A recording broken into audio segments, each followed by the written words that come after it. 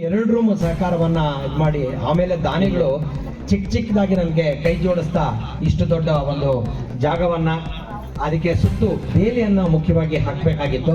ಆ ಸಂದರ್ಭದಲ್ಲಿ ನಾನು ನಮ್ಮ ನಗರಸಭೆಯಲ್ಲಿ ಅಹವಾಲನ್ನ ಇಟ್ಟಿದ್ದಕ್ಕೆ ಆವತ್ತು ಚಿರತೆಗಳ ಕಾಟ, ಇಲ್ಲಿ ಕಾಡು ಪ್ರಾಣಿಗಳ ಕಾಟ ತುಂಬಾ ಇತ್ತು. ಮಕ್ಕಳನ್ನ ಇಟ್ಕೊಂಡಿದ್ದು ಬಯಲಲ್ಲಿದ್ದೀವಿ, ಯಾವುದೇ ಒಂದು ಮಗುನ ಯಾವುದೇ ಸಂದರ್ಭದಲ್ಲಿ ತಗೊಂಡು ಹೋಗ್ಬೋದು ಅನ್ನೋ ಒಂದು ನಮಗೆ ಭಯ ಇತ್ತು.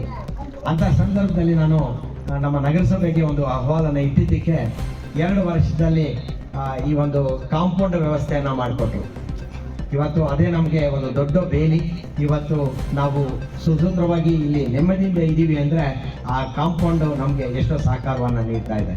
ಹಾಗೆ ನಮ್ಮ ನಗರಸಭೆಯವರು ಆವತ್ತಿನ ದಿನಗಳಲ್ಲಿ ಮಾಡಿಕೊಟ್ರು. ಇವತ್ತು ನಮಗೆ ಮುಖ್ಯವಾಗಿ ಬೇಕಾಗಿರ್ತಕ್ಕಂಥದ್ದು ಬಿಲ್ಡಿಂಗ್ಸು. ದಯವಿಟ್ಟು ನಿಮ್ಮಲ್ಲಿ ಒಂದು ಅಹವಾಲನ್ನು ಮಾಡ್ತೀನಿ ನಾನು ನಗರಸಭೆಯವರಿಗೆ. ನಿಮ್ಮಲ್ಲಿ ಬಹಳಷ್ಟು ಸಹಕಾರ ನಮಗೆ ಬೇಕಾಗಿದೆ ನಮ್ಮ ಸಂಸ್ಥೆಗೆ.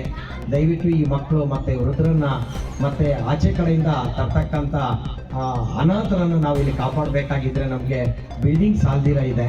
ದಯವಿಟ್ಟು ನಗರಸಭೆ ಕಡೆಯಿಂದ ನಮಗೆ ಇನ್ನು ಒಂದು ವ್ಯವಸ್ಥೆಯನ್ನು ಮಾಡಿಕೊಡ್ಬೇಕು ಬಿಲ್ಡಿಂಗ್ ಕಟ್ಕೊಡೋದಕ್ಕೆ ಅಂತ ವಿನಂತಿ ಮಾಡ್ಕೊಳ್ತಾ ಇದ್ದೀನಿ. ಹಾಗೆ ನಮ್ಮ ಮುಂದ್ಗಡೆ ಕಾಣಿಸ್ತಾ ಇದೆ, ಈಗ ನಾವು ಒಂದು ಹಾಸ್ಪಿಟಲನ್ನು ಕನ್ಸ್ಟ್ರಕ್ಷನ್ ಮಾಡ್ತಾ ಇದ್ದೀವಿ.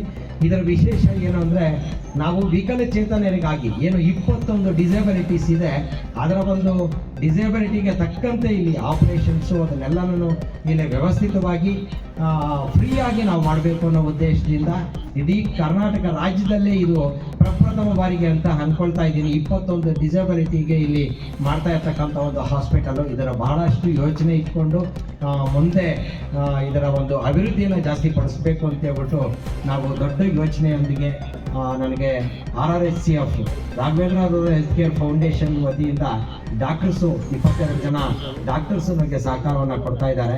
ಅವರಿಗೆ 35 ವರ್ಷಗಳ ಕಾಲ ನಾನು ಈ ಒಂದು 70ಕ್ಕೆ 70 ಜಾಗವನ್ನು ಅಗ್ರಿಮೆಂಟ್ ಮಾಡಿಕೊಟ್ಟಿದ್ದೀನಿ. ಅವರು ಬೆಳೆಸಿ ಇವರಿಗೆ ಟ್ರೀಟ್ಮೆಂಟ್ ಕೊಡತಕ್ಕಂಥ ಒಂದು ವ್ಯವಸ್ಥೆಯನ್ನು ಮಾಡಿಕೊಡ್ಬೇಕು ಅಂತ. ಸೊ ಅವರೇ ಇವಾಗ ಬಿಲ್ಡಿಂಗ್ ಕನ್ಸ್ಟ್ರಕ್ಷನ್ಗೆ ಅದಕ್ಕೆ ಸಹಕಾರವನ್ನು ನೀಡ್ತಾ ಇದ್ದಾರೆ. ಅವ್ರ ಹತ್ರ ಕೂಡ ಫಂಡ್ಸ್ ಇಲ್ಲ, ಅವರು ನನಗೆ ಒಂದು ಪ್ರೆಜರನ್ನು ಕೊಡ್ತಾ ಇದ್ದಾರೆ. ಅದಕ್ಕೆ ನಾನು ದಾನಿಗಳಲ್ಲಿ ಒತ್ತಡವನ್ನು ಕೊಡ್ತಾ ಇದ್ದೀನಿ. ದಯವಿಟ್ಟು ತಮ್ಮ ಕೈಲಾದಷ್ಟು ಸಹಕಾರವನ್ನು ನೀಡಿ ನಮ್ಮ ನಗರಸಭೆ ಅವರು ಇನ್ನು ಹೆಚ್ಚಿನ ಸಹಕಾರವನ್ನು ಕೊಟ್ಟರೆ ಇನ್ನೂ ಅದ್ಭುತವಾದ ಒಂದು ಹಾಸ್ಪಿಟಲ್ ನಿರ್ಮಿಸೋದಕ್ಕೆ ಆಗುತ್ತೆ ಅಂತ ಈ ಸಂದರ್ಭದಲ್ಲಿ ನಾನು ಅಧ್ಯಕ್ಷ ಮತ್ತು ಉಪಾಧ್ಯಕ್ಷರನ್ನ ಹಾಗೂ ನಮ್ಮ ವಾರ್ಡಿನ ಸದಸ್ಯರನ್ನ ನಾನು ವಿನಂತಿ ಮಾಡ್ಕೊಳ್ತಾ ಇದ್ದೀನಿ.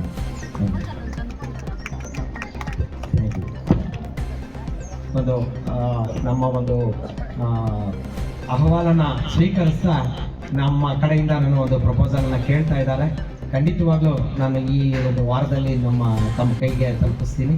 ಅದನ್ನು ಎಲ್ಲರ ಸಮ್ಮುಖದಲ್ಲಿ ಮಾತಾಡಿ ಸಾಧ್ಯವಾದಷ್ಟು ಸಹಕಾರವನ್ನು ನೀಡಬೇಕು ಅಂತ ವಿನಂತಿ ಮಾಡ್ಕೊಳ್ತೀನಿ.